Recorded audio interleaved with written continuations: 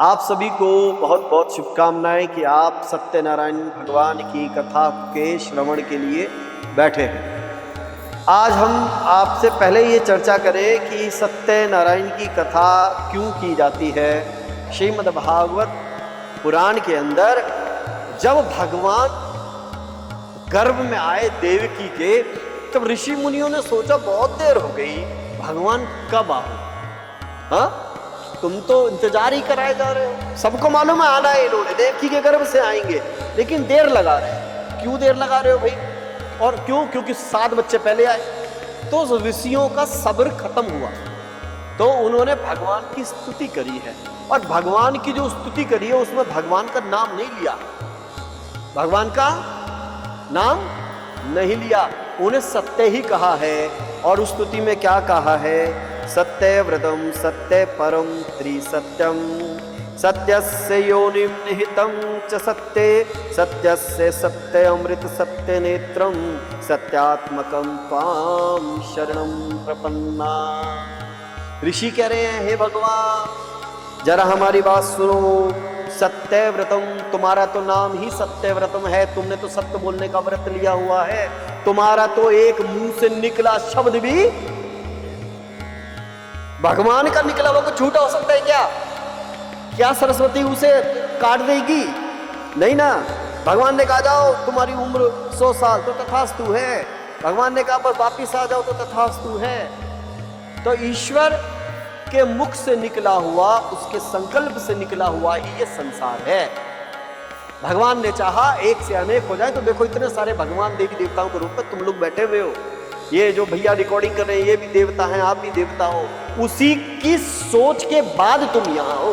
ये ब्रजेश बाबू हमारे इसीलिए हो क्योंकि उसने चाहा कि मैं इस रूप में आऊंगा, उसने चाहा मैं इस रूप में। भगवान को नया नया पसंद है, इसलिए जब भगवान की हम पूजा करते हैं हर चीज नई लाते हैं। और उस ऋतु का जो फल होता है, जो नया फल आया होता है, वो भी हम भगवान को अर्पण करते हैं। ये सबसे बड़ा आपको मैं अर्थ बता रहा हूं उसका। सत्य परम, उसके बाद कहा कि आपको पाने का साधन सत्य ही है। सब लोग भगवान पाना चाहते हैं, हाँ या ना? अब सुनो कमाल की बात, आपको बताते नहीं है लोग, छुपा के रखते हैं, नजर लग जाती है बातें बताने में। लेकिन आपके पास हम आए हैं, हमें भगवान ने कहा सबको बता के आना। देखो कांटे से कांटा निकलता है, हाँ के ना? आवाज नहीं आई। लोहे से लोहा कटता है, हाँ के ना? डायमंड से डायमंड कटता है, हाँ के ना? तो इसका मतलब ये है भगवान कौन है? सत्य। और भगवान को पाने का कौन सा मार्ग होगा? सत्य। सिंपल सी बात। भगवान को पाने का फार्मूला है सत्य। सत्य पर चलना शुरू कर दो।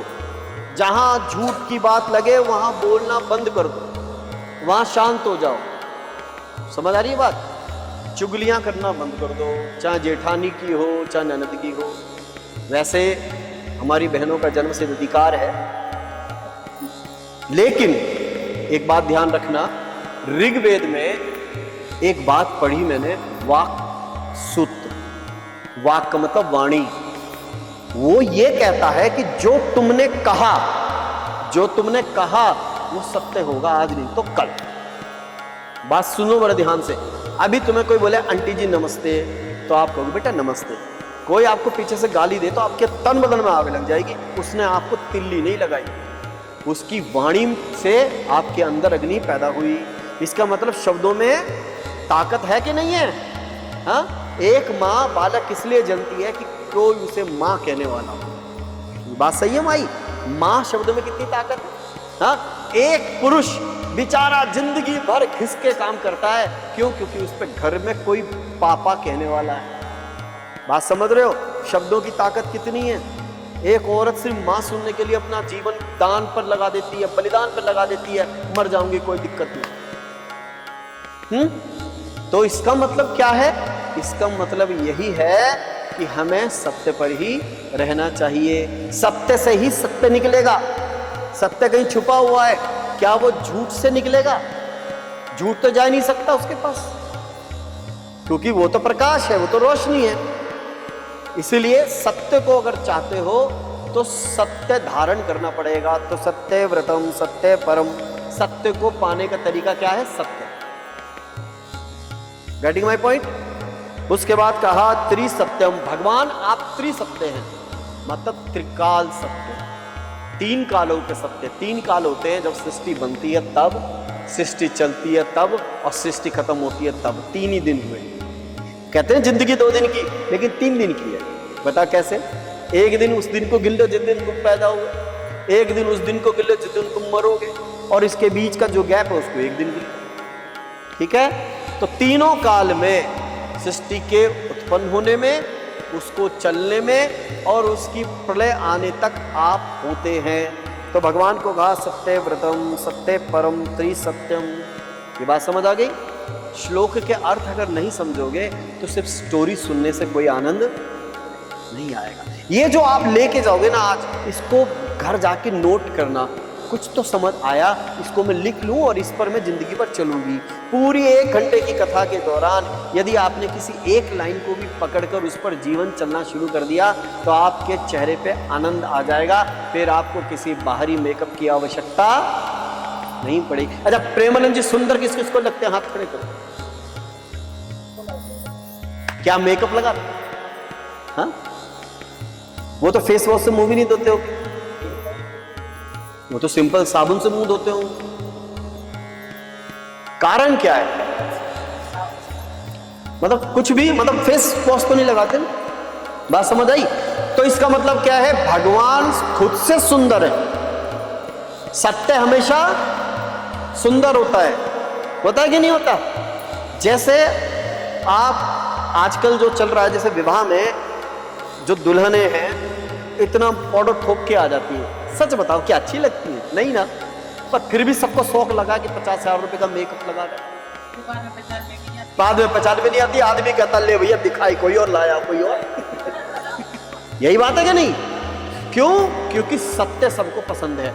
आप पाएंगे आपके पति देव अधिकतर आपको यही कहेंगे ज्यादा मेकअप मत करा करो, आप सिंपल अच्छे लगते हो। सिंपल और जेन्युइन, वो आपकी भाषा में कहता है कि वो सोबर और सिंपल, हाँ सिंपल सोबर, वो अच्छा आदमी लगता है। इसका मतलब दुनिया में कोई ऐसा नहीं है जिसे सत्य पसंद ना हो। ठीक है?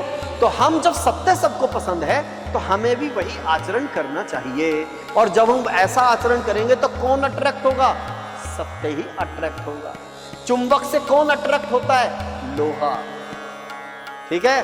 तो सत्य के चुंबक तुम बनोगे तो तुम्हारे आसपास वैसे ही लोग इकट्ठे होना। तुम अपने बारे में कभी नहीं जान पाते, लेकिन अगर जानना चाहते हो तो एक तरीका बता जाता हूं, फार्मूला। अपने आसपास के लोगों को देखो। अगर तुम कहती हो ये बहुत चुगलखोर है, ये बहुत बदतमीज है, ये सबकी बुराई करती है, ये सब पे नजर रखती है, इसका मतलब कि तुम भी वैसे ही हो। चोर को चोरों की कम्युनिटी मिल जाती है। अब हम जैसे हम बाबा जी बने, हमारे पास बहुत सारे बाबा जी की कम्युनिटी। हाँ, आप ब्यूटी पार्लर का काम सीखेंगे तो आपको ब्यूटी पार्लर की कम्युनिटी मिल जाएगी। भैया जी मीडिया का काम करते हैं तो मीडिया की कम्युनिटी मिल जाएगी। इसी तरह से अगर तुम सत्य का काम करोगे तो सत्य की कम्युनिटी, तुम्हारे आसपास कोई ना कोई सत्य वाला व्यक्ति, कोई ना कोई गुरु, कोई ना कोई भगवान का सेवक आ ही जाएगा। तो सत्य व्रतम, सत्य परम, त्रिसत्यम, सत्यस्य योनिम निहितम च सत्य। इसका अर्थ है पृथ्वी, जल, वायु, आकाश, ये 5 तत्व हमें दिख रहे हैं जिनसे ये संसार बना, जिनसे मेरा शरीर बना। लेकिन मेरे भगवान, इनके पीछे का भी सत्य तुम ही हो। इनका पीछे का भी सत्य इस शरीर में है क्या? आत्मा किसी को ढूंढे नहीं मिलती। हाँ, लेकिन पृथ्वी के रूप में ये शरीर है, जल के रूप में रक्त है, वायु के रूप में सांसें हैं, आकाश के रूप में खाली स्थान है ना। 5 तत्व हमारे इसके अंदर है। लेकिन इनका भी जो प्राण है वो परमात्मा सत्य है, हम उसको प्रणाम करते हैं। फिर है सत्य अस्य, हे भगवान तुम ही सत्य। अब हम कह रहे हैं भगवान तुम ही सत्य हो। सत्यात्मकम त्वाम शरणम प्रपन्ना, हे भगवान आप तो स्वयं सत्य स्वरूप हैं, हम सब आपकी शरण में आए हैं। तो आइए भगवान की शरण अगर आप जाना चाहते हो तो सब बोलो त्वाम शरणम प्रपन्ना, दोबारा बोलो, त्वाम शरणम प्रपन्नाः। और सत्यनारायण भगवान की। अब हम भगवान की कथा के लिए आगे बढ़ रहे हैं। ये व्रत कथा स्कंद पुराण के रेवा खंड के नाम से प्रसिद्ध है, जो 5 या 7 अध्यायों में उपलब्ध होती है। सत्यनारायण की कथा अधिकतर आप सबने सुन रखी है, लेकिन आज आपको ये पता चल गया कि हम किसकी कथा कर रहे हैं, सत्य की। और सत्य कौन है, तुम सब। तो now this is the story of your own, ये आपकी खुद की कहानी है। हम भूल गए हैं।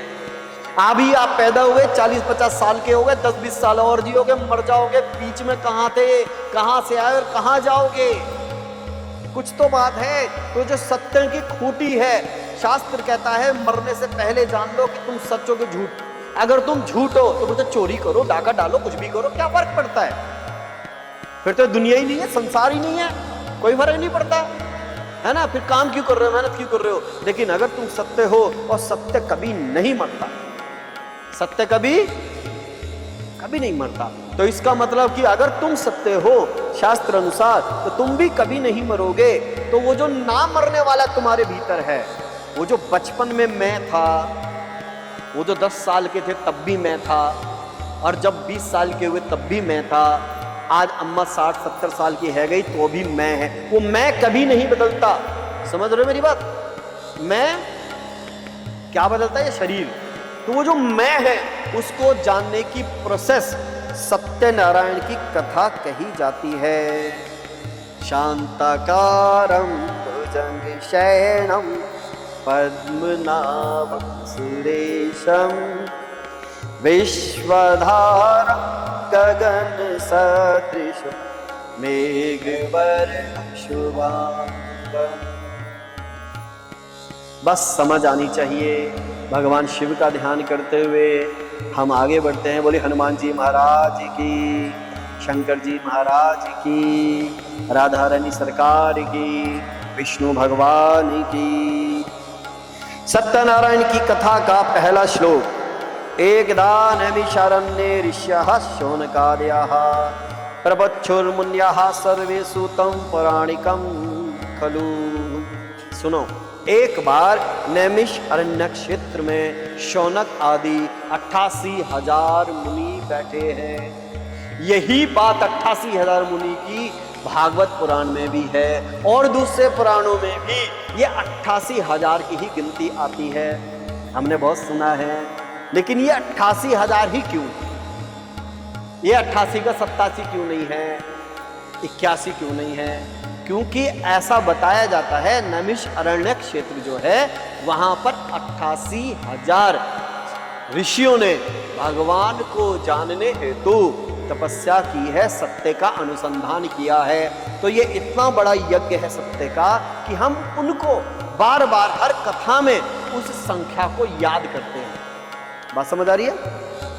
जैसे पति पत्नी की उम्र 60 साल की भी हो जाए, अगर लड़ाई हो और आदमी कह दे तेरे माँ बाप ने दिया ही क्या था, तो पत्नी बार बार गिनाएगी, झूठ मत बोलो, एक डबल बेड भी दिया था, एक सोफा भी दिया था, हैं, 1 तोले की अंगूठी दी थी, तुमने बेच खाई।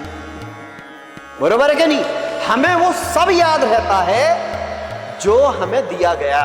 तो हमारे सनातन को इन 88,000 ऋषियों ने जो सत्य का ज्ञान दिया, इसलिए हम उन्हें भूलना नहीं चाहते। इसलिए हर ग्रंथ में इसी की शुरुआत होती है, और उनकी शुरुआत यही होती है कि वो सूत जी महाराज से सवाल पूछते हैं। किनसे? सूत जी महाराज। अब सूत जी महाराज कौन है? सूत जी महाराज वैसे एक ऋषि हैं, लेकिन मेरा अनुभव यह कहता है, जो सूत्रधार है, जो सूत्रधार है, जो सब कथाओं को जानता है, सबके बारे में बताता है, उसी को यहाँ पे सूत जी कह दिया गया। बराबर है क्या नहीं? ये शास्त्र की भाषा नहीं है, ये मेरे अपने अनुभव की भाषा है। और मेरे गुरुजी ने कहा है, वही बोलना जिसका अनुभव तुमने किया हो। मैं अगर तुम्हें कह रहा हूं भगवान है, तो तभी कहूंगा जब उसका अनुभव मैंने किया हो, तभी मेरी वाणी में बात वो असर आएगा। क्यों? क्योंकि मुंह से कही हुई बात सिर्फ कानों तक जाती है और दिल से कही हुई बात दिल तक जाती है। वही सत्यनारायण भगवान। ऋषियों ने कहा, महामुने आपको प्रणाम हो, आप तो सभी शास्त्रों के ज्ञाता हैं, आप हमें ये बताएं, हम आपके पास आए हैं, हम ये जानना चाहते हैं कि कौन सा काम करें। बहुत सारी कथाएं हैं, बहुत सारे व्रत हैं, कलयुग के आदमी के पास समय नहीं होगा, उसके पास समय नहीं होगा, वो इतनी विधियां कर नहीं पाएगा, तो उसका कल्याण कैसे होगा। कुछ ऋषि पीछे से बोले, हम भी हजार हजार साल के होंगे, कलयुग आ गया तो हम कैसे भगवान का पूजन करेंगे, तो हमें आप कुछ ज्ञान दीजिए, कुछ बताइए।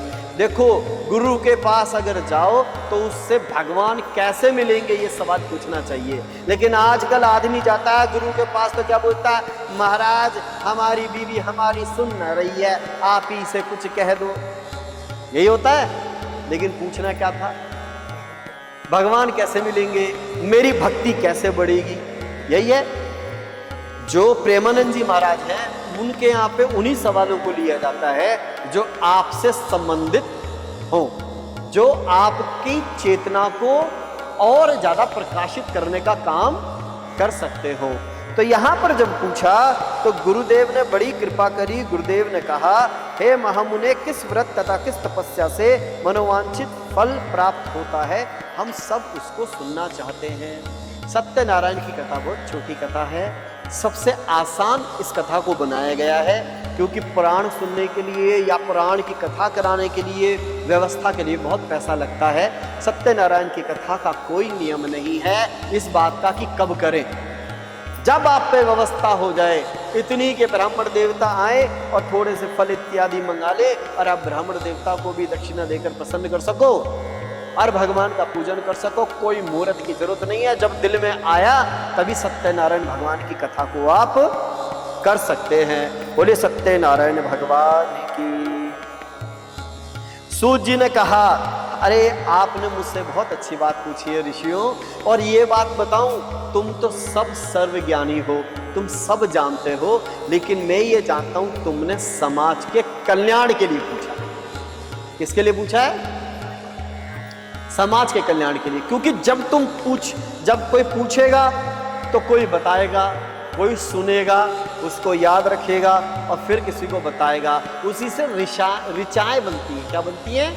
ऋचाएं, याद रखने को उस, और जो उनको नोट करता है उसी को ऋषि कहते हैं। ठीक है? स्मृति से मतलब याद करने से ही हमारे धर्म ग्रंथ चलते हैं। सब ऐसे हमारे धर्मों में ऐसे ऐसे लोग होते हैं, अन्य धर्मों में भी, जैसे किसी को पूरी ग्रंथ साहिब याद होंगी, मुसलमान धर्म में किसी को पूरी कुरान याद होती है। तो स्मृति से ग्रंथ को सुरक्षित किया जाता है, स्मृति से उसको हृदय में रखा जाता है। इसलिए कहा कि जो तुमने मुझसे पूछा है वो इसलिए पूछा है कि लोगों का कल्याण होगा। अब मैं आपको ये बताऊं, यही फार्मूला भगत सिंह ने अपनाया था। भगत सिंह ने जो बम फेंकने का प्लान किया था ना असेंबली में, वो इसलिए किया था, जब हम अदालत में जाएंगे हमसे पूछा जाएगा तुमने बम बनाया, हम कहेंगे बनाया, तो पूछा ये भी जाएगा कैसे बनाया, तो हम पूरी विधि बता देंगे। और वो विधि कहाँ छपेगी? अखबारों में। अखबारों में छपेगी तो पूरी जनता को पता लग जाएगा बम कैसे बनाना और अंग्रेजों की नाक में दम कैसे। तो ये फार्मूला भगत सिंह ने भी अपनाया, यही फार्मूला हमारे ऋषि मुनि अपनाते थे। समझ आ रही है बात? कि जब बात होगी तो दूर तलक जाएगी, आज बात होगी तो सदियों तक जाएगी। समझ गए? तो सदियों पहले की कथाएं हम आज तक सुनते आ रहे हैं। मैं आपको सुना रहा हूं, आप अपने बच्चों को सुनाएंगे, फिर वो बच्चे बड़े हो जाएंगे, फिर सत्यनारायण की कथा हो रही होगी, फिर वो, मतलब इस तरह से एक ये परंपरा चलती रहती है। तो गुरुदेव बोले कि जैसे कि तुमने मुझसे पूछा है, ऐसे ही एक बार भगवान नारद ने भगवान विष्णु से पूछा। नारायण के पास गए, क्या करते हुए जाते हैं नारायण जी? नारद जी क्या करते हैं? नारायण।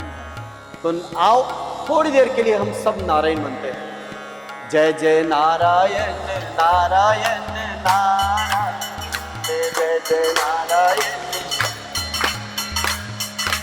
जय जय नारायण नारायण, नारायण जय जय। ओ लक्ष्मी नारायण नारायण नारायण लक्ष्मी। ओ भजमन नारायण नारायण नारायण भजमन। ओ लक्ष्मी नारायण नारायण नारायण लक्ष्मी। ओ भजमन नारायण नारायण नारायण भजमन। बोल लक्ष्मी नारायण की। और जब तुम जैसे नारायण नारायण करते जब जा रहे हैं, तो अगर भगवान के पास जाओगे तो भगवान क्या कहेंगे? अरे तो मेरा ही नाम ले रहा है। अरे आओ नारद जी, आओ आओ बैठो। भगवान ने बड़े प्रेम से नारद जी को बुलाया। भगवान नारद जी को बहुत प्रेम करते हैं। कारण मतलब जो नारायण करता है, जो राम राम करता है, लोग उसको भगवान बनाए।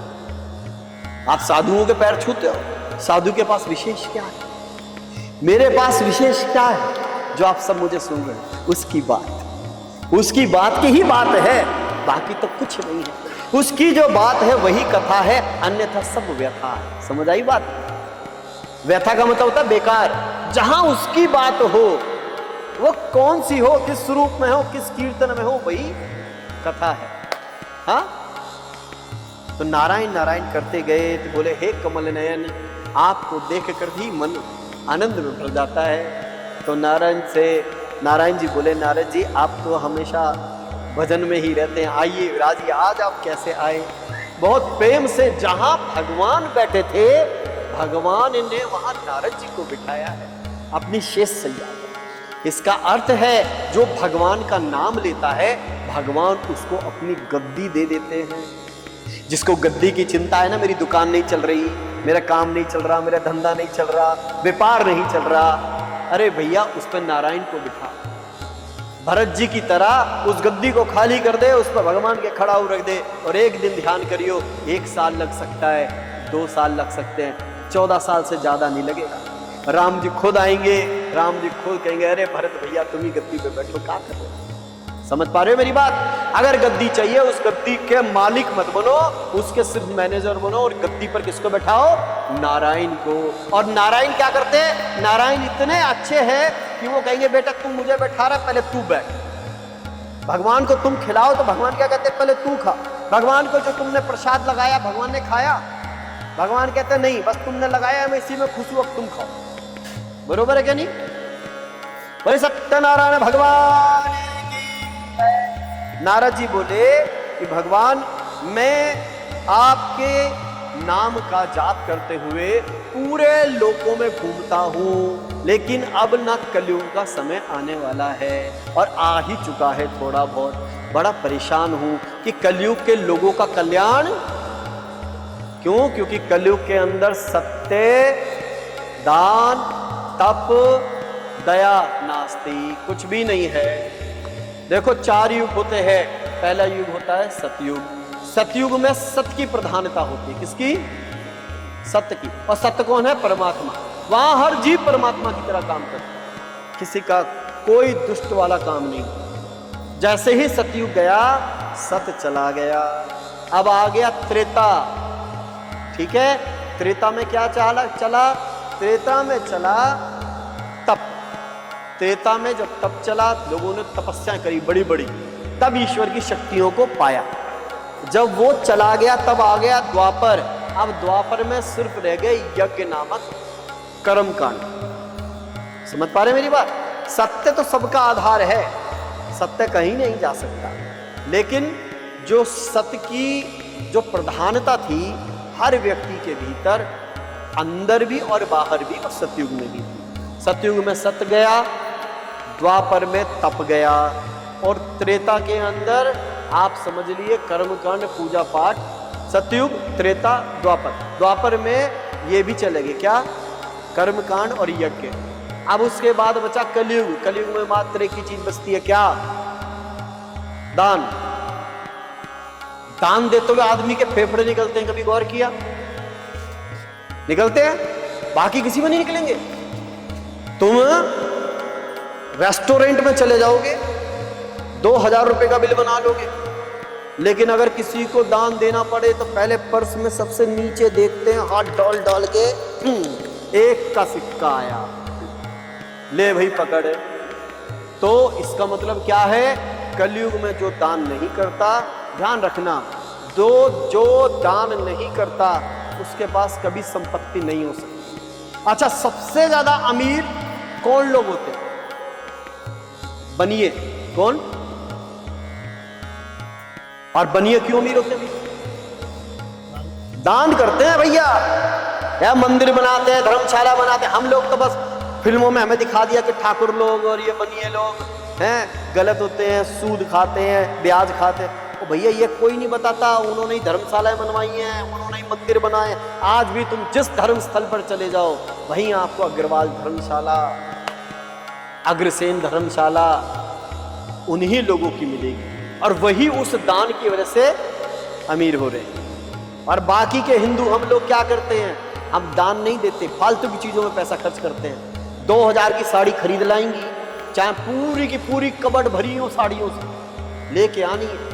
ये नहीं कि करवा चौथ पे तुम 500 रुपए की साड़ी अपनी लाई हो तो 200 रुपए की एक धोती किसी अम्मा के लिए खरीद के उसे दान दे दो। सास को देने में भी सांस ऊपर नीचे हो जाती है, वो करवा चौथ पे देते हैं ना।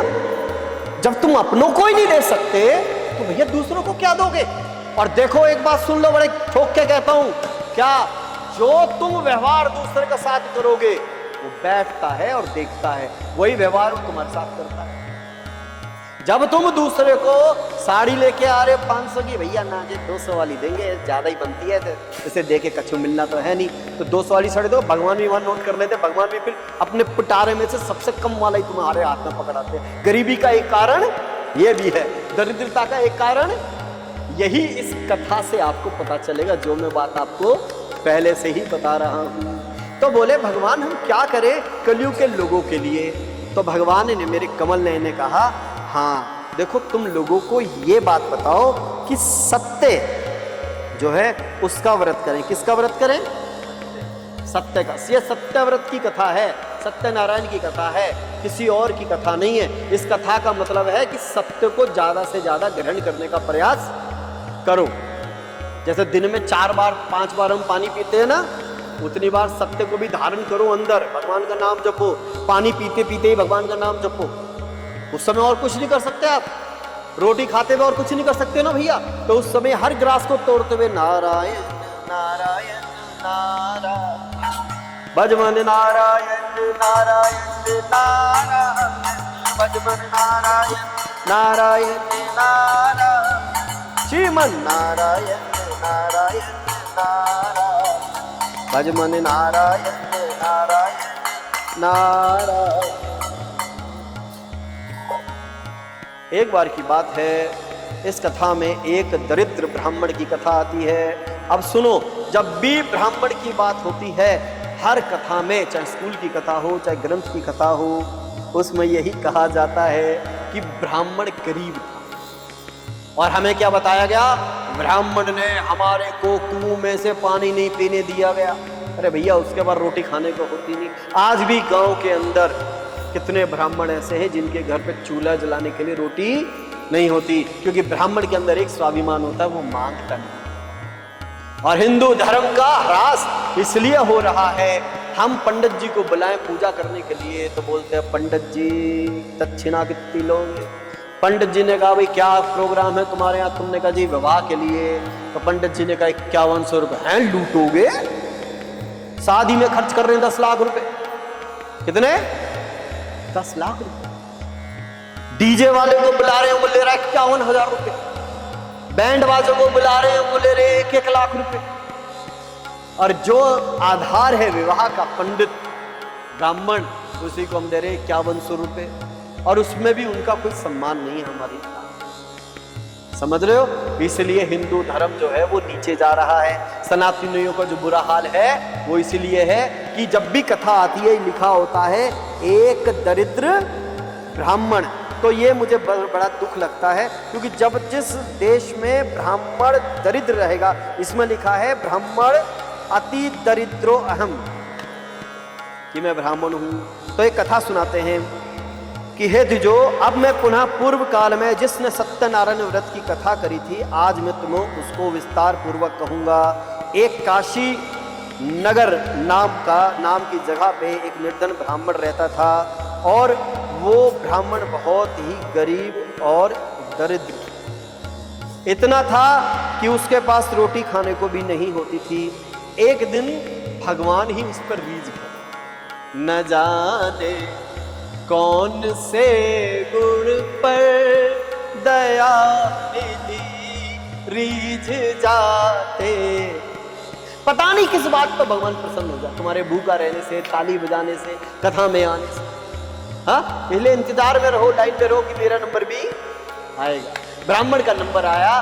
ब्राह्मण के पास ही भगवान आए भेष बदलकर और बोले कि ब्राह्मण, तुम क्या कर रहे हो, तुम कैसे परेशान हो, तुम दुखी क्यों हो, मैं तुमसे सुनना चाहता हूँ, ये बताओ। एक ब्राह्मण का ही भेष बनाकर आए। तो उन्होंने कहा, ब्राह्मण देवता, आप तो जानते ही हैं कलयुग का समय आ रहा है, लोग इस प्रकार हैं कि ब्राह्मणों को कुछ देना नहीं चाहते और सिर्फ उनसे अपनी चीजें करवाना चाहते हैं। अब घर में भगवान ब्राह्मण को बुला के पूजा कराना चाहते हैं। ब्राह्मण देवता भगवान से कहो हमारी नौकरी लग जाए, 50,000 की तनख्वाह आएगी, लेकिन ब्राह्मण देवता को दिए जाएंगे 50 या 51 रुपये। ज्यादा मांग लिए तो बोलेंगे ब्राह्मण देवता जो श्रद्धा हो वही तो मिलेगा। ध्यान रखना, एक बात और बताता चलूँ, क्योंकि मेरा फर्ज है, आप कथा में बैठे हैं, आपको अगर सनातन की मूल बात नहीं पता होगी तो आप सनातन को कभी उठा नहीं पाएंगे, अपने को उठा नहीं पाएंगे। श्रद्धा शब्द का अर्थ क्या है? श्रद्धा शब्द का यह अर्थ नहीं है कि जो तुम्हारा सबसे कम से कम हो। श्रद्धा शब्द का अर्थ है जो तुम्हारा सबसे ज्यादा हो वो देना। तुम अपने लिए 200 की साड़ी लाओ, सास के लिए 500 की साड़ी। उल्टा करते हैं, अपने ले जाएंगे 1000 की, सास के लिए लेंगे बढ़िया का पहनेगी, मेरी उम्र है उनकी थोड़ी उम्र है। समझ आ रही है? भाव, जो सब कुछ भाव से ही चलता है। तो बोले आजकल इतना ज्यादा समय हो गया है कि मैं बहुत दुखी हूं, पृथ्वी पर घूमा करता हूं भिक्षा मांगते हुए। कलयुग में शास्त्र आ गया है कि भिक्षा मत मांगो। अब कलयुग का ब्राह्मण भिक्षामदेही करे तो क्या होता है? तुम लोग बेइज्जती तो करते हो, कोई आता है बाबा तुम कहते हैं बाबा आगे चलो। यही बात होती है कि नहीं होती है? तो उन्होंने कहा कोई बात नहीं, आप चिंता मत करो, मैं तुम्हें एक उपाय बताता हूं। भगवान विष्णु सभी इच्छाओं को पूर्ण करने वाले हैं। तुम सत्यनारायण का व्रत करो, उसकी कथा करो, उनका पूजन करो, तुम्हारी सारी दरिद्रता दूर हो जाएगी। ऐसा जब कहा तो ब्राह्मण देवता ने कहा चलो ठीक है, अब मैं ऐसा ही करूंगा। मात्र मन में एक संकल्प लिया है। संकल्प लेते ही ध्यान रखना, बात करना भी संकल्प है, बात करना भी संकल्प है। जैसे ही जब आप अपनी माँ को फोन करके बोलते हो ना, तुमने मेरी शादी किससे कर दी, जिंदगी बर्बाद हो गई, तो पीछे सरस्वती मैया बैठी सुन रही है, वो लिख लेती है अच्छा जिंदगी बर्बाद हो गई। इस घर में तो टीवी भी है, फ्रिज भी है, अरे इसके अकाउंट में तो 10 लाख रुपए में खत्म करो। क्या करो? एक अंदर देवी बैठी है भैया, सुन लेना आज बड़े ध्यान से, जो तुम्हारी हर बात को ऐसे सुनती है ऐसे, और जैसे तुम बात बोलती है तथास्तु। ओके, बिल्कुल ठीक है। समझ आ रही है? अगर आपने भगवान का धन्यवाद किया, भगवान तूने बहुत दिया, तो अंदर कहती तथास्तु के। फिर आके देखती है घर में तो टीवी नहीं है, फ्रिज नहीं है, वही दो ही से तो धन्यवाद दे रहा है। भगवान किसी का कर्जा, इसलिए भगवान को कर्जदार बनाओ। कैसे? उसे दो, बोलते उसे कुछ नहीं चाहिए, जा बस तू मुझ पे कृपा कर, मुझे देख ले एक बार, हाँ बस एक बार देख ले। ये भगवान से हमें मांगना चाहिए। सत्यनारायण व्रत की कथा करी ब्राह्मण ने। ब्राह्मण उसी दिन भगवान के इस कथा का संकल्प लेके जब गए घर में भिक्षा लेने, तो आज तक जो मिलता था उससे 10-10 गुना, 20-20 गुना अपने आप लोग देने लगे। क्यों? क्योंकि जापे कृपा राम की होई, तापे कृपा करे सब कोई। अगर तुम पर कृपा नहीं हो रही, तुम्हारे काम नहीं बन रहे, तुम्हारे को कुछ अच्छा कोई डील नहीं मिल रही, बिजनेस नहीं मिल रहा, नौकरी नहीं मिल रही, तो तुम पर राम की कृपा नहीं है। अरे राम की कृपा की पहचान ही यही है कि उस पर ही कृपा होगी जिस पर राम की कृपा होगी। अब ब्राह्मण को जो गरीब था, 2-4-10 दिन के अंदर ही इतना मिल गया कि वो समृद्धता के साथ रहने लगा। एक दिन उसी ही गांव का एक लक्कड़हारा वहां उनको मिला। लक्कड़हारे ने बोला, ब्राह्मण देवता नमस्कार, देखा तो भंडारे चल रहे हैं आपके, आपको तो खुद को खाने को रोटी नहीं दी, ये चक्कर क्या? कोई बड़ा यजमान मिला, कोई लॉटरी लगी, क्या बात? कह रहे कोई बात नहीं, एक लॉटरी लगी सत्यनारायण की, भगवान मेरे साथ हो गए। कौन हो गए? अगर भगवान साथ है तो सब काम अपने आप। देखो जैसे एक चाय वाला है, डोली चाय वाला, सबको पता होगा, उसके पास मात्र एक राष्ट्र का राष्ट्राध्यक्ष आके चाय पी के गया। आज वो बड़ी बड़ी गाड़ियों में, छपरी स्टाइल में, हाँ बड़े बड़े बाल हैं, उसी स्टाइल में चाय बनानी है, आज भी मूली डाल के चाय देनी है, लेकिन उसकी किस्मत खुल गई। जो एक देश का राजा है उससे किस्मत खुल सकती है, लेकिन जो सबका राजा है, जो 3 लोक का राजा है, अगर वो तुम्हारे साथ हो गया तो तुम जहां जाओगे वहां हाँ ही होगी, ना कभी। इसलिए जब भी कभी जाओ घर से बाहर, भगवान के नाम का स्मरण करके जाओ। तो लक्कड़हारे ने पूछा क्या हुआ? कह रहे मैंने सबके जो स्वामी है उनको अपने साथ कर लिया है। बोले मुझे भी बताओ। तो सत्यनारायण के बारे में, भगवान के बारे में बताया गया। तो बोले अच्छा क्या व्रत कैसे करते हैं? बताया गया ऐसे व्रत करते हैं, जो भी आपके फल हैं, ऋतु फल है वो ले आओ।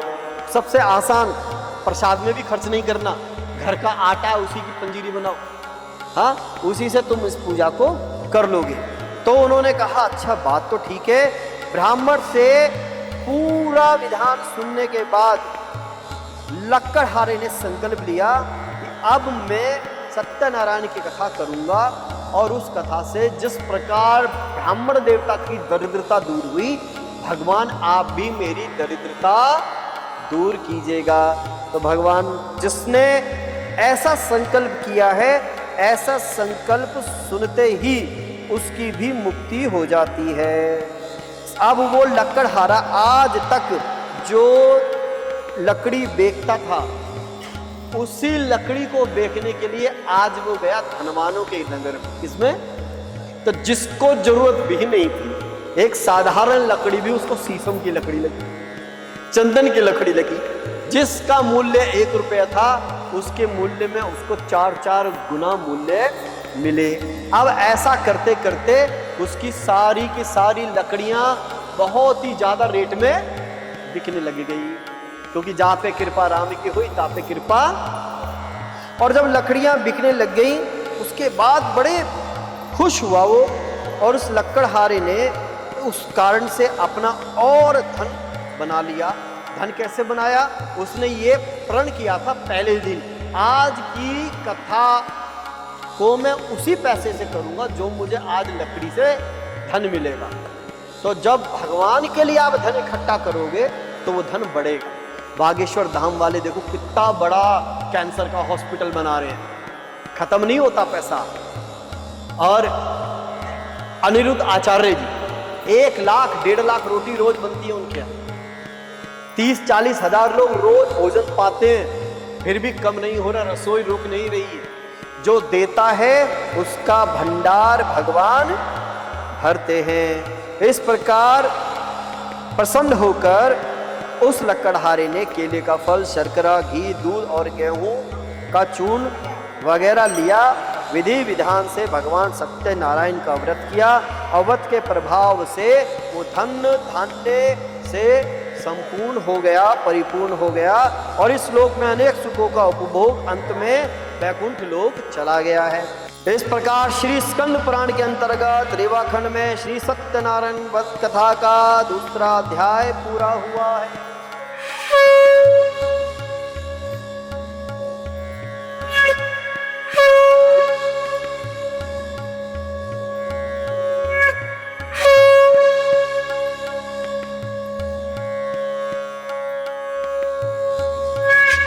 सत्यनारायण भगवान की हो। जय जय नारायण नारायण नारायण, जय जय नारायण नारायण। हो लक्ष्मी नारायण नारायण नारायण, लक्ष्मी। ओ भजमन नारायण नारायण नारायण। लाल, वृंदावन बिहारी लाल। देखो भावावेश में, कथा में जब हम बह गए तो हमने प्रथम अध्याय समाप्त कर दिया और हम सीधा दूसरे पे जंप कर गए और दूसरे के बाद फिर हमने शंख बजाया। तो प्रथम अध्याय के बाद भी एक शंख बजना था, तो एक शंख की कमी रह गई थी, वो हम पूरा करेंगे। महाराज एक बार शंख और बजाइए। अच्छा दूसरा अध्याय खत्म कर दिया।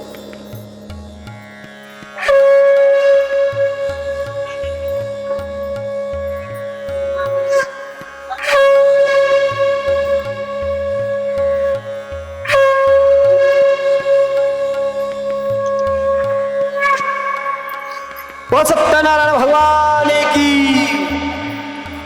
अब आगे की कथा सुनिए। तीसरा अध्याय चालू होता है। इस अध्याय में एक राजा है, उनका नाम है उल्का मुख। ठीक है, उल्का मुख राजा जितेंद्रिय है, सत्यवादी है। भगवान ने उनको बहुत दिया, लेकिन बहुत दिया से पहले मैंने दो बात बोली, जितेंद्रिय है और सत्यवादी है। सत्यवादी का मतलब भगवान को प्रेम करते हैं, सत्य को प्रेम करते हैं। और जितेंद्रिय है, जितेंद्रिय का मतलब अपनी इंद्रियों का संयम रखते हैं। कहाँ कितना देखना है, कहाँ कितना बोलना है, कहाँ कितना सुनना है, ये सब संयम हमें करने चाहिए। बड़े बूढ़ों में एक बात सुनती होगी, बाबूजी लोगों को याद हो, कहते थे कि बोलो चालो बको मत, और देखो भालो तको मत। ठीक है ना? और तो इसका मतलब है कि वो कितना करना है उसी को संयम कहते हैं। कहाँ तक कौन अपना है, कितने दूर तक किसके साथ कैसा व्यवहार करना है, खासकर इंद्रियों को। तो ये नियम बनाना चाहिए। एक दिन की बात है कि वो भगवान सत्यनारायण का पूजन कर रहे थे। बहुत बुद्धिमान राजा थे। अपनी धर्म पत्नी के साथ वो भगवान का पत्नी के सहित भद्रशिला नदी के तट पर एक भव्य मंदिर में नारायण भगवान की कथा का सामूहिक आयोजन हो रहा था। उसी समय वहाँ पर एक साधु नामक वैश्य आया। वैश्य कहते हैं बनिया को, व्यापारी जो व्यापार का काम करता है, और उसका नाम है यहाँ पर साधु। साधु नामक जब वैश्य आया, धन्य धान्य से भरी नौका लेकर किनारे आया और वो कथा को देखकर कथा में बैठ गया, सम्मिलित हो गया और कथा सुनने लग गया। कथा सुनने पर उसके मन में बड़ी शांति हुई। कथा सुनने से बड़ा अच्छा लगता है, क्योंकि वो कहीं ना कहीं हम कनेक्ट है ना, तो अंदर सफाई हो जाती है मन की। तो वो कथा में अच्छा जब उसे लगा तो राजा से प्रणाम कर कर उस अनुष्ठान के बारे में उन्होंने पूछा कि महाराज आप ये क्या कर रहे थे, हमें भी बताइए। तो राजा ने बताया कि हम जो ये कर रहे थे सत्यनारायण कर रहे थे और ये उनकी ही कथा थी। इस कथा से धन्य धान्य और संतति, संतति का मतलब संतान, मिलती है। तो आप वैश्य हैं, सो निज धर्म का पालन कर सत्यनिष्ठा से करें ताकि समाज को लाभ मिल सके। शुद्ध चीज़ों का उत्पादन कर उचित मूल्य कर पुण्य का काम किया करें। गलत रेट किसी से ना लिया करें। सत्य का आचरण करें। आप कमाएं, लेकिन उतना कमाएं जितनी कि आपको आवश्यकता है। आप किसी के साथ ठगी ना करें। जैसे कि आप गाय घास खाकर दूध देती है, घास की कीमत कम होती है पर उससे बने दूध की कीमत ज़्यादा होती है। इसी कारण से हम गौ माता को पूजते हैं, क्योंकि वो खाती कुछ नहीं है, हमसे लेती कुछ नहीं है, लेकिन हमारी कमाई का साधन कर देती है। इसलिए हिंदुस्तान में गाय को पूजा गया, क्योंकि हिंदुस्तान जो है वो कृषि प्रधान देश रहा है। तो गाय के कारण ही उनको बैल मिलता था, उसी से खेती होती थी, और गाय के दूध इत्यादि से हमें दूध मिलता था, छाछ मिलती थी, घी मिलता था, माखन मिलता था, तो उसी से व्यापार होता था। इसीलिए हम गौ माता की पूजा करते हैं। तो इस प्रकार बताया है कि आप उदार बनिए, ये ऐसा सिखाया जा रहा उनको, वैश्य को, इस प्रकार से आप करें। यह संसार भगवान के द्वारा रचित है। जो इस सत्य मार्ग पर चलते हैं उसका कल्याण सुनिश्चित है। समाज में वैश्य को निज धर्म का पालन करना चाहिए। इस प्रकार से सारी उन्होंने जानकारी दी और प्रसाद दिया। श्री नारायण की कृपा हुई, गर्भवती हुई भार्या प्यारी, 10वीं माह के होते ही जन्मी कन्या है सुकुमार। जो वैश्य है उनकी पत्नी का नाम क्या है? आपने तो कथा सुन रखी है। लीलावती और कलावती, ये दो कैरेक्टर बताए जाते हैं। तो लीलावती के पास जब वो वैश्य गया तो वैश्य ने जाके अपनी पत्नी को सारी बात बताई कि भाई इस प्रकार से मेरे को राजा ने एक व्रत बताया है, उसको करने से धन धान्य भी मिलता है, संतान भी मिलती है, अच्छा घर मिलता है और जिंदगी बड़े अच्छे से चलती है। तो बोली एक काम करो, तो आप व्रत कर लेते हैं। हम बोले अभी थोड़ी करूँगा, अभी भगवान ने मुझे कुछ दिया थोड़ी, जब भगवान कुछ देंगे तब देखेंगे, तब करेंगे। वो बार बार कहती रही कि आप पूजा करो, पाठ करो, व्रत करो, लेकिन वैश्य ने बात नहीं सुनी, नहीं मानी। तो लेकिन उन्होंने कहा, मैं संकल्प ले लिया कि अगर मेरे संतान होगी तो मैं कथा करवाऊंगा और भगवान का पूजन करूंगा। जैसे हम संतान होने पर सत्यनारायण की कथा करते हैं ना, वो यही से आया है सब। तो ऐसा सुना, भगवान इतने में ही खुश हो। भगवान संकल्प से मात्र से ही प्रसन्न हो जाते हैं। तो भगवान ने उनको बड़ी उन पर कृपा करी, पुत्र कामना से पूजन हुआ और पुत्र कामना के बाद ऐसा है, उन्होंने विचार जब किया तो उनको एक कन्या हुई। उस कन्या का नाम रख दिया गया कलावती। कलावती का मतलब है चंद्रमा की कला की तरह बढ़ने वाली। जैसे इसका मतलब है लड़की कब बड़ी हो जाती शादी लायक, ये माँ बाप को भी पता नहीं चलता, है ना। जब संतान उत्पन्न हुई तब उन्होंने बोला कि उनकी पत्नी ने, लीलावती ने, कि भाई अब तो व्रत कर लो, अब तो कथा कर लो। तो ये देखो कितना चला के व्यापारी है ना, भगवान से भी लेन देन करना है, हाँ, लेकिन फिर भी भगवान जी माफ कर देते हैं। तो वो ये बोला, देखो भाई मैंने संतान मांगी थी, लड़की थोड़ी मांगी। अब लड़की अगर लड़का देते तो मैं करता। तो एक काम करते हैं, अब ना इसके विवाह की बड़ी चिंता है, जब इसका विवाह हम करेंगे उस समय हम सत्यनारायण की कथा का व्रत और पूजा इत्यादि करेंगे। तो इतना जब भगवान ने सोचा कि अरे ये तो इसने फिर पोस्टपोन कर दिया, पर भगवान ने सोचा चलो आज नहीं तो कल करेगा।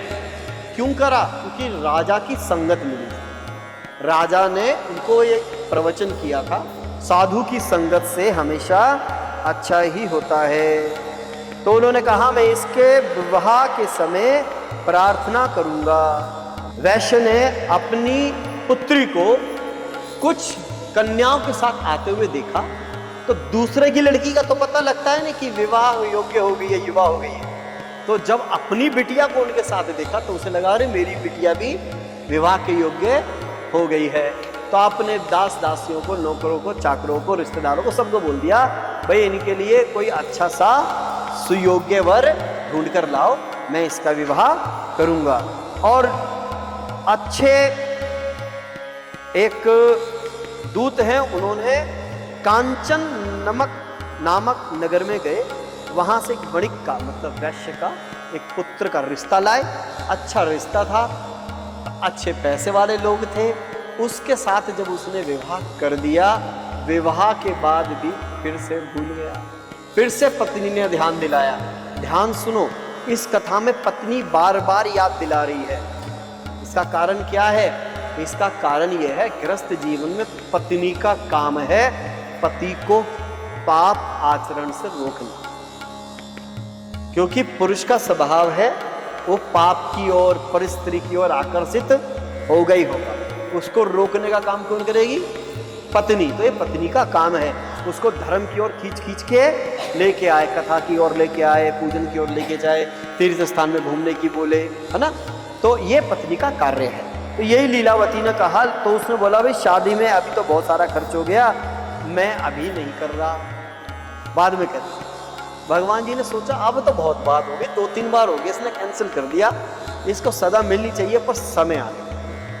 अच्छा दामाद मिला था, दामाद भी पैसे वाला था, तो दामाद के साथ उन्होंने व्यापार करना शुरू किया। अब भगवान की तो कृपा चली रही है, क्योंकि भगवान अभी तक कष्ट नहीं दे रहे। तो अच्छा खासा व्यापार करने लगा। तदंतर एक बार की बात है, वो दोनों एक राजा हैं चंद्र केतु, उसके नगर में चले गए, वहां व्यापार करने लगे।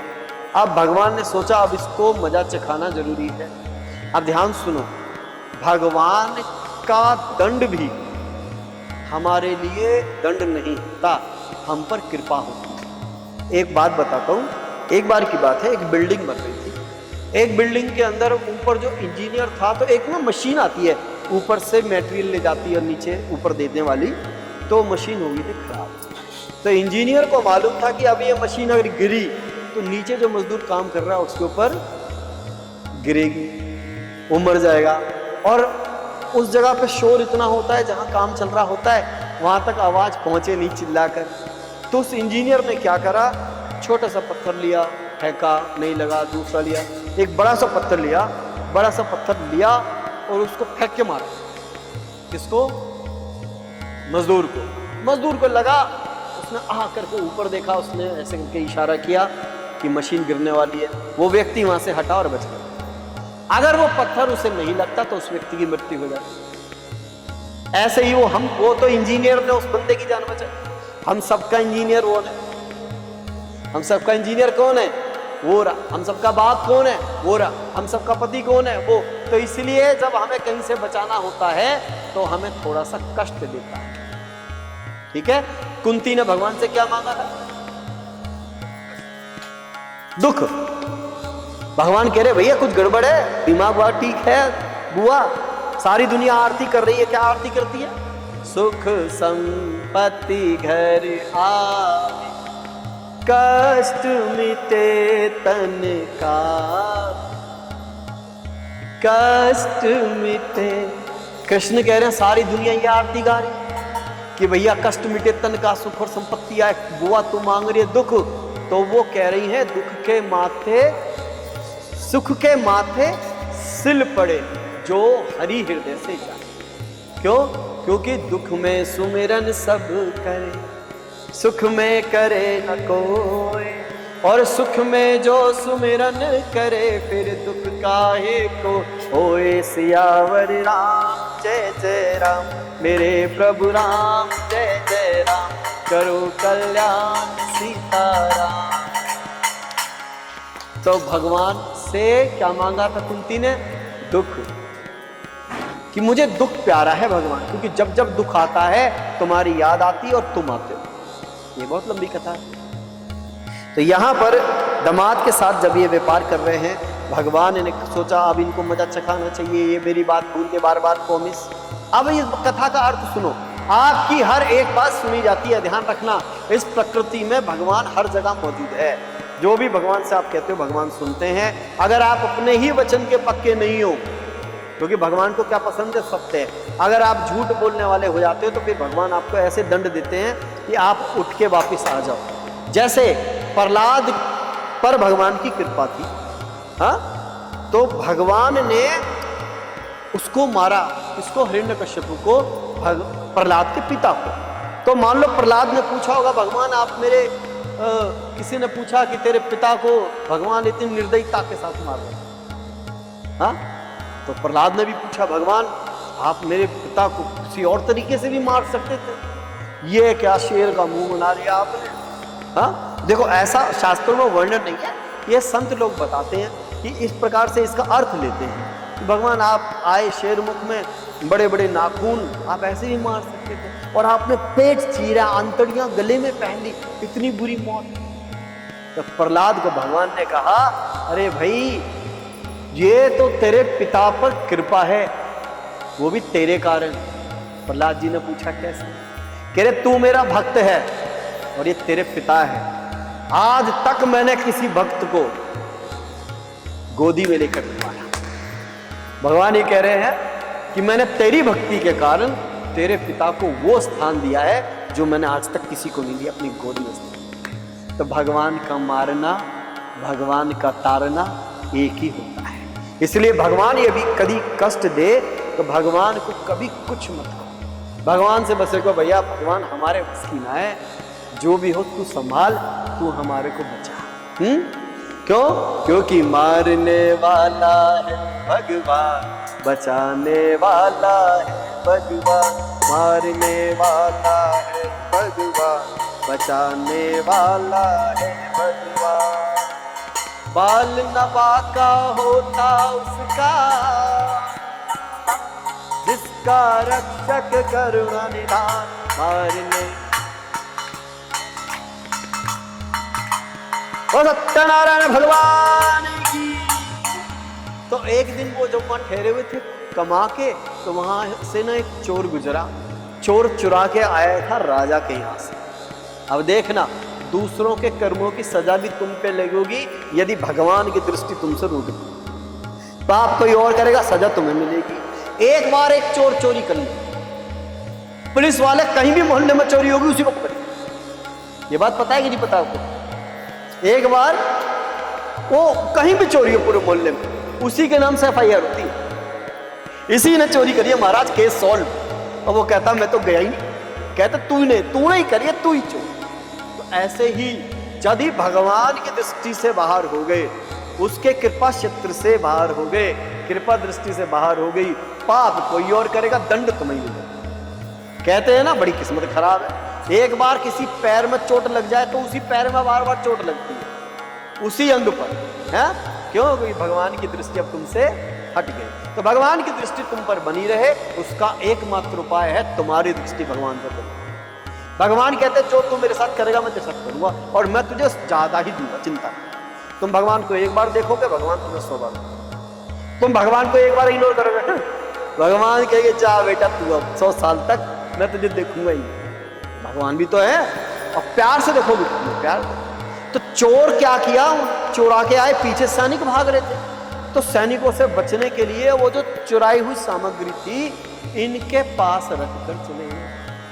अब ये अपने मस्त हैं, अपने बहुत सारा इनका व्यापार का सामान था, सोना चांदी वगैरह भी सब कुछ इनके पास ऑलरेडी होता था, बहुत सारा धन। तो सिपाही ढूंढते ढूंढते आए, ढूंढते देखा अरे ये तो हमारा सामान। तो इन दोनों को चोर समझकर, हाँ मतलब अगर तुम सही भी हो तुम्हें गलत समझ लिया जाएगा। अगर ऐसा हो तो भगवान की कुदृष्टि मान लो आप, भगवान नहीं देख रहे। जैसे ही भगवान हटते हैं तो वहां पर राक्षस सब बुरे बुरे जितनी भी शक्तियां सब तुम्हारे ऊपर आक्रमण करने के लिए तैयार रहती हैं। उसके बाद राजा के पास लेके गए हैं, उनको पकड़कर महाराज हमने आपके चोर पकड़ लिए। अब जब चोर पकड़ लिए हैं तो राजा ने कहा अरे ये तो बड़ा गलत काम कर रहे हैं, हमारे यहाँ चोरी करी और कोई तुम्हें जगह ही ना हो। तो उनके पास जितना धन था ये समझा इन्होंने कमाया नहीं है, ये चुराया ही हुआ है। वो सारा का सारा धन राजा ने अपने पास धर लिया, उन दोनों को कारागृह में डाल दिया। यहाँ ये दोनों गए जेल में, उधर लीलावती के यहाँ पर भी, उसकी पत्नी के यहाँ पर भी सब कुछ चोरी हुआ। पता कैसे चोरी हुआ? कथा कहती है उसके यहाँ पर खाने के लिए रोटी भी नहीं, आटा भी चुरा के ले गए साहब।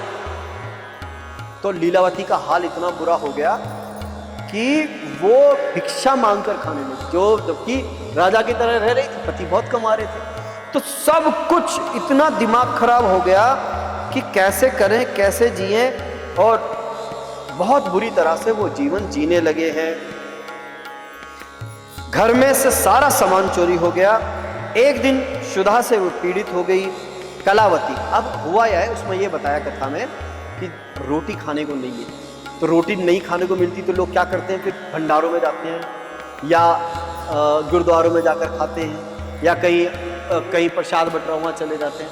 तो एक दिन की बात है, कलावती एक ब्राह्मण के घर पे भिक्षा मांगने गई, देखा वहाँ कथा हो रही थी, तो जहाँ कथा होती है वहाँ बैठ जाना चाहिए। तो वहाँ पर वो कथा सुनने के लिए बैठी। जब कथा सुनने के लिए बैठी तो थोड़ा विलंब हो गया। जब घर गई प्रसाद लेकर तो माँ ने पूछा देर में क्यों आई होगी?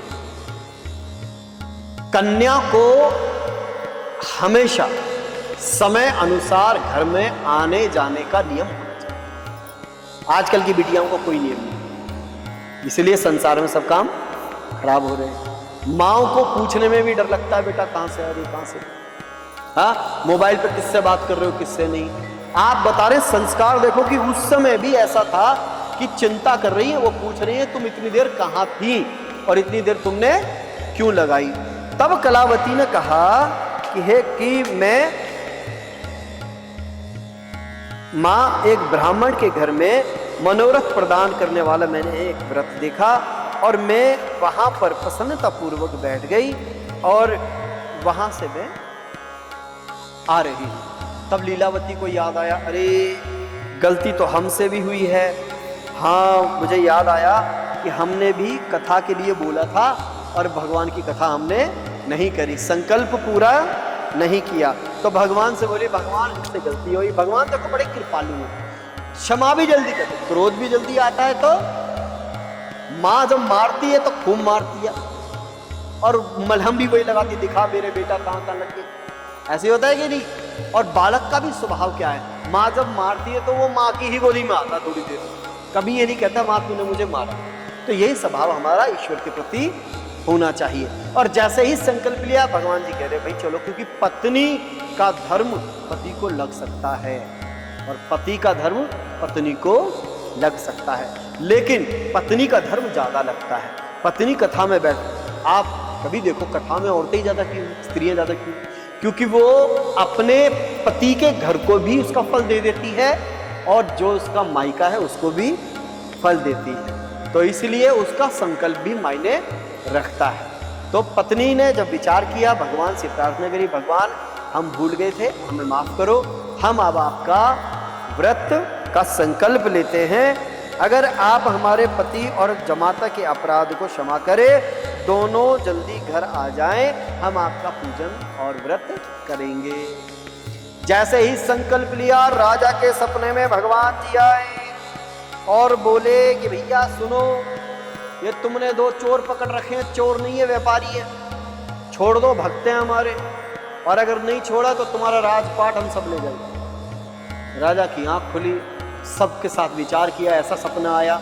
सुनो, शास्त्रों में प्रमाण माना जाता है, प्रत्यक्ष प्रमाण की भगवान को सामने देखना, और स्वप्न को भी प्रमाण माना जाता है, प्रमाण माना जाता है कि स्वप्न में यदि आपको भगवान दिख रहे हैं, आदेश दे रहे हैं, तो उसको आपको सत्य मानना चाहिए। अच्छा बताओ, किस किस को सपने में भगवान आते हैं?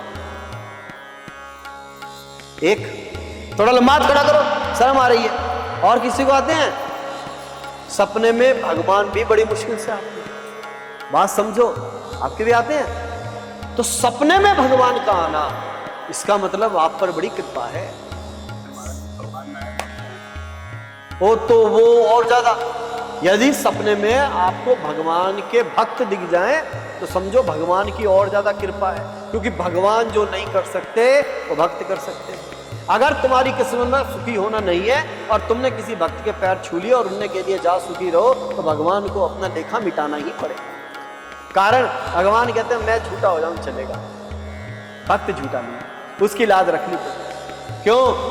यही तो भीष्म पितामह ने कहा था भगवान को, भगवान प्रबल प्रेम के पाले पढ़कर प्रभु को नियम बदलते देखा, और भक्त का अपना मान भले टल जाए, भक्त का मानना। भगवान भीष्म बोले, भगवान से बोले थे भीष्म कि मैंने प्रतिज्ञा की थी आपको शस्त्र उठवा दूं, और आपने एक प्रतिज्ञा करी थी कि नहीं उठाओ।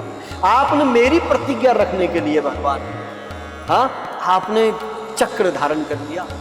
आप बस जब उतरे थे तो मुझे लग रहा था कि आप मेरा उद्धार करने ही आ रहे हो, और जब आपने वो सुदर्शन की तरह जो चक्र उठाया था ना, मेरे को आपका वो स्वरूप देखकर आनंद आया। इसलिए यदि भगवान के भक्त स्वप्न में आ जाए तो और अच्छी बात है, और उनकी कही हुई बात हमारे को ध्यान रह जाए तो और अच्छी बात है। बोले सत्यनारायण भगवान की। राजा ने कहा ठीक है, आपने जैसा जैसा मुझे कहा है मैं वैसा ही करूंगा। राजा ने उन दोनों को बुलाया। अब इधर ये दोनों डरने लगे कि भाई अभी तक तो राजा ने कुछ नहीं कहा था, अब बुलाया किस लिए, अभी तो जेल में डाल दिया था। थर थर कांपते हुए आए। राजा ने कहा डरो मत, निर्भय हो जाओ, मुझे पता है तुम चोर नहीं हो, भगवान का आदेश है। अब उन्हें कुछ समझ नहीं आया, कह रहे निकलो बस राजा के यहाँ से, राजा से दुश्मनी मिलेगी। और उसके बाद राजा ने उनका धन भी वापस लौटा दिया, और जितना पैसा था उससे कई गुना पैसा अपनी तरफ से भी दे दिया। क्यों? किसकी कृपा हुई? भगवान की। भगवान की कृपा किससे हुई? उनकी पत्नी की वजह से। तो सीताराम सीताराम सीताराम कहिए, चाहे विधि राखे राम, चाहे विधि राखे। सीताराम सीताराम कहिए, चाहे विधि राखे राम। राजा ने धन संपत्ति आकर उनको विदा किया कि आप अपने नगर को जाओ। और इस प्रकार स्कंद पुराण के अंतर्गत रेवा खंड में श्री सत्यनारायण व्रत कथा का 3रा अध्याय संपूर्ण हुआ। सत्यनारायण भगवान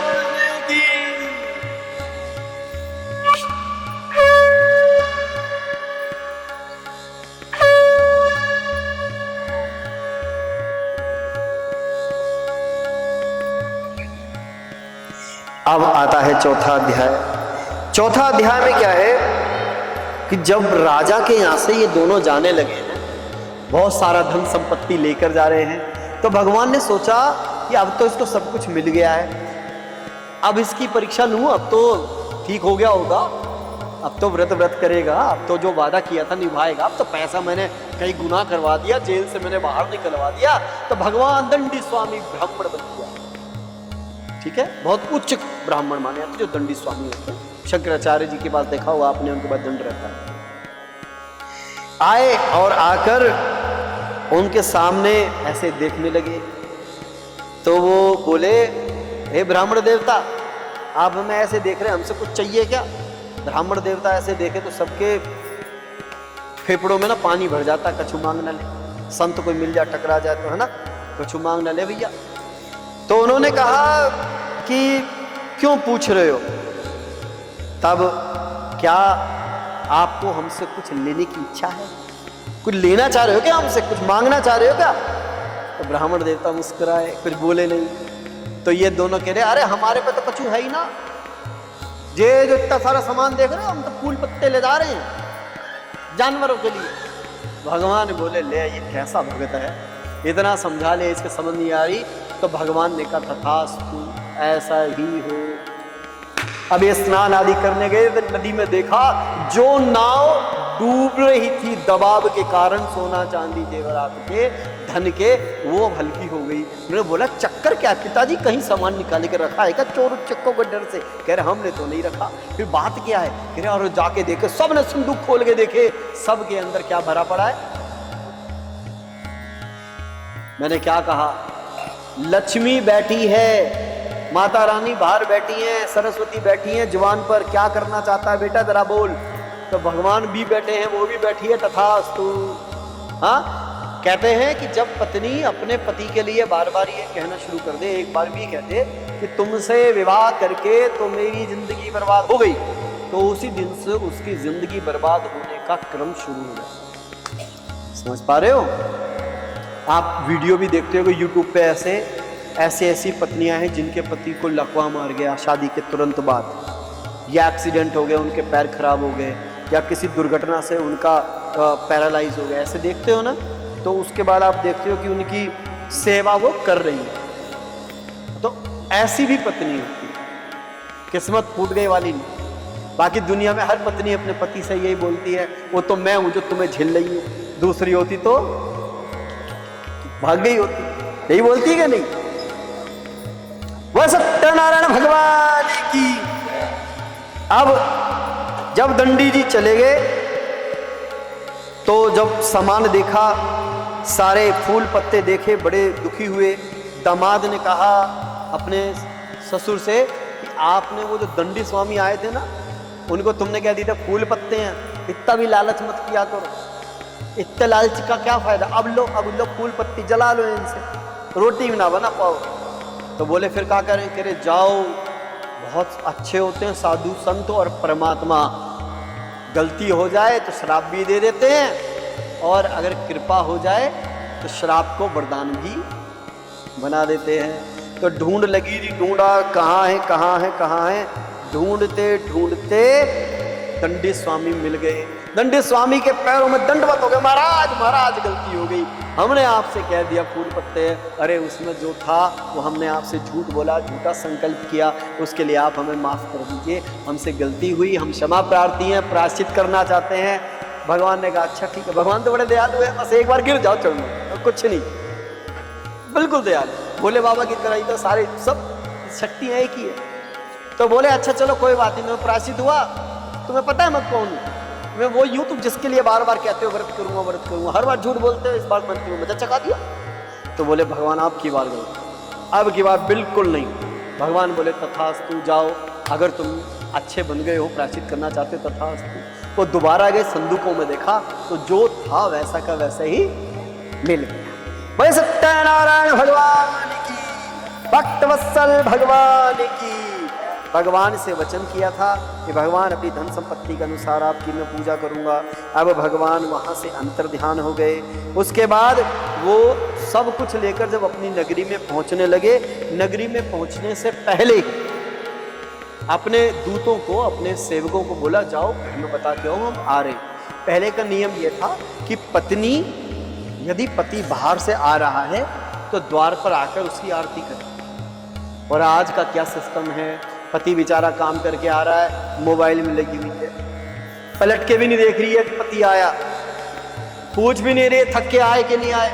अरे सबके साथ है, हम भुगत भोगी है भैया, हम भुगत भोगी हैं। हम काऊ की बात ना बता रहे, अपनी बात बता रहे। तो पहले क्या नियम था कि पत्नी को घर पर देखो आज भी ये नियम है अपने गृहस्थ जीवन को अच्छा करने के लिए कि पति के लिए दरवाजा पत्नी को ही खोलना चाहिए। ठीक है, घर में और मेंबर है लेकिन उसे मालूम है मेरा पति आया है, उसको दरवाजा खोलना चाहिए, उसका बैग हाथ में लेना चाहिए। आप अपनी तैयारी करो, हाँ, उसकी सामग्री को, उसके हाथ में जो सामान है पकड़ना चाहिए, बैठना चाहिए।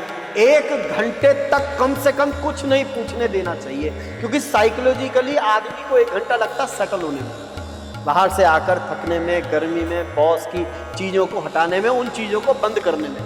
लेकिन आप घर आते ही पति से पूछ लो, अरे तुम इतनी देर से आए हो, तुमने सुना है 4 बार फोन आ गया उसका, फलाने के 1000 रुपये देने तुमने दिए। अब आदमी दिमाग खराब हो जावे तो उससे क्या होगा, घर में कभी भी सुख शांति नहीं रहेगी। बोले सत्यनारायण भगवान की। लीलावती ने जब ये संदेश सुना मेरे पति आ गए हैं तो बहुत ही खुश हुई, और लीलावती ने कहा, अरे मेरे पति आ रहे हैं तो मैंने संकल्प लिया था ये मैं भगवान की पूजा करूंगी, भगवान का व्रत करूंगी, भगवान की कथा करूंगी। तो इस प्रकार से लीलावती ने विचार करके ऐसा ही मन में फिर से संकल्प किया कि मैं पूरी की पूरी वैसे ही पूजा करूंगी जैसे मैंने पूछा और सोचा था। तत्पश्चात दूत ने जाकर साधु की भार्या को देखकर हाथ जोड़ के प्रणाम किया और जाकर बताया कि बहुत सारा धन संपत्ति लेकर नगर के निकट आ गए हैं और अब घर में आने वाले हैं। बहुत आनंद विहर हो गई। साध्वी ने सत्यनारायण की पूजा करी, घर में पूजा कर रही है और अपनी कलावती से बोलती है कि अब मैं पूजन कर रही हूँ, अब वो द्वार पर आ गए हैं, मैं जरा एक बार उसको देख लूँ, तुम पूजन इत्यादि करो और सबको प्रसाद का वितरण इत्यादि कर दे। तो पुत्री को जब कलावती को ऐसा कहा, कलावती के मन में आया कि मेरे पति आए हैं, बहुत दिनों से मैंने देखे नहीं, तो मैं प्रसाद बाद में ले लूँगी।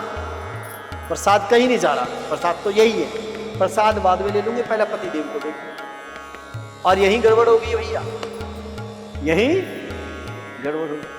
क्यों? क्योंकि जगत पति वो बैठा हुआ, तुम उस पति को देखने जा रही हो। भागवत जी में यह प्रसंग आता है कि जब गोपियां भगवान के पास आती हैं रात्रि को महारास में, तो भगवान गोपियों से कहते तुम अपने पतियों की सेवा करने जाओ, तुम यहाँ क्या करने आई हो? तो वो कहती हैं कि भाई वो तो अभी फोटो वाला पति, असली पति तो आप हो। ऐसे वर को क्यों मरे जो जन्मे और मर जाए, वर मानिए कृष्ण जासे चुड़लो अमर हुई जाए। अमर जो पति है मैं उसको मानूंगा। तो ऐसा इसलिए इस जगत पति को छोड़कर अपने पति के पास वो जाने लगी, और यही बात देखकर भगवान को क्रोध आ गया कि इनको समझा के मैं पागल हो गया, ये समझ नहीं आए। तो जब वो जाने लगी उससे पहले ही, जब तक साधु नदी से उतरा, जब तक ससुर उनका जो दामाद, जो कलावती का पति है, उसको भगवान ने नाव समेत ही जल के अंदर समाधि दी, मर गए। अब मर गए तो चारों तरफ हाहाकार।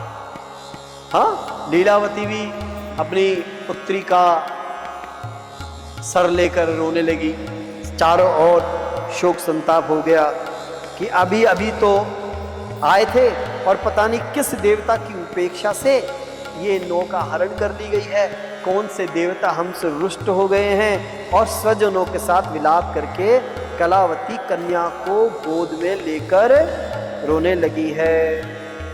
कलावती पत्नी के जाने पर दुखी हुई, पादुका लेकर उनका अनुगमन करने लगी। मन में निश्चय किया तो सोचने लगी हमसे क्या गलती हुई है। इतने में दिमाग की बत्ती जली ससुर की कि अरे गड़बड़ तो बार बार होती रही है, और बार बार सुधरती रही है। इसका मतलब ये वाली वहां पे भी कोई गलती करी, इसको तो पता ही नहीं है किसकी पत्नी ने बोल दिया है। तब इन्हें फिर से सोचा कि भाई हमने जरूर कुछ गड़बड़ करी है, शायद हम भगवान की माया से मोहित हो गए हैं और कुछ ना कुछ हमसे फिर से गलती हुई है। ऐसा सोचकर फिर से भगवान का स्मरण किया, भगवान से कहा भगवान हम आपकी गलती को, अपनी गलती को मानते हैं, आपको बार बार प्रणाम करते हैं और कृपया आप हमारी गलती को माफ़ करें यदि हमसे कोई त्रुटि हुई है और हम पर आप कृपा करें। इतने में ही भगवान बड़े भक्त वत्सल हैं। भगवान ने कहा बिल्कुल गलती हुई है, तुम्हारी पुत्री ने प्रसाद छोड़ दिया इस पति के चक्कर में। अब जब मुझे ही छोड़ दिया तो फिर तुम सब चीजें छोड़ते जाओ। अभी मैं आपको बताता हूँ, रूस का एक बयान मैंने सुना था, कहीं पर मीटिंग हो रही थी तो रूस के लिए दूसरे देशों ने कहा कि भाई तुम इस तरह से अपने आप को सर्वशक्तिमान बनाने का प्रयास मत करो, तो हमें अच्छा नहीं लगता। तो मतलब कुछ धमकी की टाइप में बात हो रही थी कि हम रूस पर आक्रमण करेंगे। तो पुतिन ने एक डायलॉग दिया, भाई साहब बहुत अच्छा लगा। पुतिन ने कहा कि अगर किसी ने भी रूस को मिटाने की कोशिश करी, हमारे पास इतना अस्त्र शस्त्र है, हम पूरी दुनिया का नामो निशान मिटा देंगे। तो दूसरे पत्रकारों ने बोला आप पूरी दुनिया का नामो निशान मिटा देंगे? तो रूस ने कहा जिस विश्व के अंदर, जिस पृथ्वी पर रूस ही नहीं होगा तो उस धरती की जरूरत क्या है? समझ आ रही बात कि जहां मैं ही नहीं फिर तुम्हारी जरूरत क्या है? ऐसे ही भगवान के साथ है, जब भगवान की उपेक्षा करते हैं तो भगवान क्या कह रहे हैं, जब मैं ही नहीं फिर तेरी जरूरत क्या है भाई? तो इसलिए तुम्हें दंड देने के लिए भगवान क्या करेंगे, पहले तुम्हारी चीजों को संकुचन करना शुरू करेंगे। भगवान ने ये बताया, कहा कि यदि घर जाकर प्रसाद ग्रहण कर कर ये फिर से आएगी माफी मांग कर, तो इसको फिर से पुत्री को पति की प्राप्ति होगी, इसमें कोई भी संशय नहीं है। वही सत्यनारायण भगवान की। इति श्री स्कंद पुराणे रेवाखंडे श्री सत्यनारायण व्रत कथा चतुरो अध्याय। आ जाओ भैया, शंख बजा दो एक बार। श्रीमन नारायण नारायण नारायण, श्रीमन नारायण नारायण नारायण।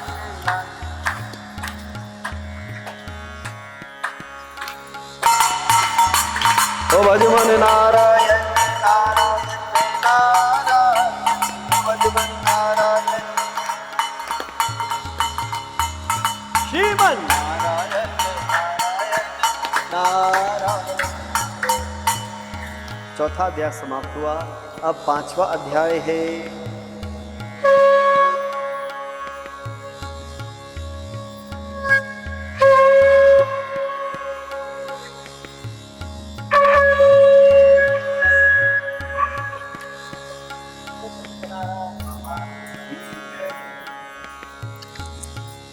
भगवान से यदि तुम कुछ प्राप्त करना चाहते हो तो मैं आज एक फार्मूला बताऊं। सबको चाहिए ना, भिखारी मत। भिखारी को कोई, तुम देते किसी भिखारी को? भिखारी को कोई नहीं देता। क्या बोलते हैं, भैया आगे बढ़ो, तुम भगवान से मांगते रहोगे, भिखारी बन जाओगे, भगवान की आंख खोलेगी, तुम मांगने आगे, भगवान कहेंगे भैया आगे बढ़ो। भगवान से भगवान को मांग लोगे तो सब कुछ मिल जाएगा। गीता में लिखा, यत्र योगेश्वरो कृष्णो तत्र श्री विजयो। जहां कृष्ण होते हैं वहां विजय होती है, जीत होती है। दुर्योधन ने क्या मांगा? धन संपत्ति। दुर्योधन ने सेना मांगी, शक्ति मांगी, लेकिन तब भी दुर्योधन आ गया। और अर्जुन ने कुछ नहीं मांगा, भगवान को ही मांगा, भगवान तुम चलो बस। भगवान बार बार कह रहे नो पे कछु ना है, अकेला आऊंगा, लेकिन अर्जुन कह रहे तुम अकेले काफी हो, तुम आ है ना। अब पांचवें अध्याय में आप सुने, सूत जी महाराज ने कहा अब आप ये समझे कौन क्या बने, मतलब इस कथा का क्या लाभ होता है। इस कथा के लाभ से आपको ये पता लगता है कि वो जो गरीब ब्राह्मण था, जो गरीब सबसे पहले जिसकी कथा सुनाई थी, वो अगले जन्म में सुदामा, तब भी वो दरिद्र रहा, लेकिन भगवान ने उस जन्म में काल के अनुसार उनके ही नगर को और उनको पूरा ऐसा बना दिया कि राजमहल 2 लोगों के 3 लोगों का सुख दिया। भगवान की इतनी कृपा होती है। वो जो लक्कड़हारा था वो कौन बना? कौन बना? केवट। लक्कड़हारा कौन बना भैया? उस केवट ने लक्कड़ से क्या बनाई? नाव। और नाव से किसको पार लगाया? भगवान को। भगवान ने कहा उतराई ले लो, तो केवट ने क्या कहा? भगवान एक काम करो, डील करते हैं, एक ही जाति है, एक ही बिरादरी है। लक्ष्मण बोले क्या बोल रहा है तू केवट? तू नीची जाति, तू मल्ला, ये सूर्यवंश के कैसी बातें कर रहा है? तो बोले एक ही जाति है, क्योंकि एक ही काम है, इनका भी काम है पार लगाना, मेरा भी काम है पार लगाना। बस मैं छोटी सी नदी से पार लगाता हूं और ये भव सागर से पार लगाते हैं। तो केवट को जब उतराई दी भगवान ने, तो केवट ने मना कर दिया। केवट ने कहा भगवान बस इतनी कृपा करो कि मैं प्रभु आए तुम मेरे द्वार, मैंने तुम्हें पार लगा दिए, और जब मैं आऊं तुम्हारे द्वार तब तुम मुझे पार लगा देना। बोले राजा रामचंद्र महाराज की। राजा उल्का पिंड जो है, एक राजा बने, दशरथ नाम था उसका उस जन्म में, और रंगराज जी की पूजा करी है, उससे उनका कल्याण हुआ है। और एक जो साधु वैश्य था वो मोरध्वज नाम के राजा बना। कौन था वो? जो साधु था, वैश्य, वो जो व्यापारी था। अगले जन्म में भगवान ने उसको इतना दिया कि वो सिर्फ और सिर्फ बांटता ही रहता था, भंडारी करता रहता था, दानी था। उसका ही नियम था कोई आया खाली हाथ ना जाए, कोई आया खाली हाथ ना जाए। तो भगवान ने सोचा अब इसकी एक बार परीक्षा ली। भगवान ने एक दिन ब्राह्मण का वेश धरा, और भगवान ने ब्राह्मण का वेश धर के अपने हाथ में लेकर चले एक शेर, पालतू शेर को मान लो, और जाके बोले भिक्षाम दे। मोरध्वज आए, बोले महाराज क्या चाहिए? कहने लगे मुझे नहीं चाहिए, मेरे शेर को चाहिए। क्या? कह रहे तेरे पुत्र का दाहिना बात मेरे शेर के लिए। अब राजा थोड़े अचंभे में, महाराज आप संकल्प तो ले ही लिया आपको देने का, कोई बात नहीं। तो इधर ब्राह्मण देवता ने ये कहा मैं तब लूंगा जब आंख में आंसू ना आए तेरे पुत्र के। तो मां थोड़ा दुखी हुई, पर संकल्प को माना। लाया गया पुत्र को आरी से चीरा गया साहब, आरी से चीरा गया। तो जो बेटा था उस बेटे के इस आंख में आंसू आ गए। तो ब्राह्मण देवता ने कहा तुम्हारा दान स्वीकार नहीं होगा, मैंने शर्त दी थी आंसू नहीं आना चाहिए। तो वो बालक बोल पड़ा, ब्राह्मण देवता आपको हमने वचन जो दिया था वो ये दिया था कि आंसू नहीं आना चाहिए, तो जो हिस्सा आपको दान में जा रहा है उस आंख में आंसू नहीं आया। तो उनके इस संकल्प को देखकर भगवान प्रसन्न हुए, भगवान प्रकट हुए और उनको अपने धाम में ले गए हैं। बोलिए सत्यनारायण भगवान की। इस प्रकार सभी भगवान के भक्तों का कल्याण हुआ। जिसने इस कथा को सुना है उन सब का कल्याण हो, सत्य आपके जीवन में प्रविष्ट हो, ऐसी मेरी मंगल कामना है। सत्य आप पर कृपा करे, सत्यम परम धीमहि, आपकी बुद्धि में भी सत्य का प्रवेश हो। इस प्रकार श्री स्कंद पुराण के अंतर्गत रेवाखंड में श्री सत्यनारायण व्रत कथा का 5वां अध्याय पूरा हुआ है। वह सत्यनारायण भगवान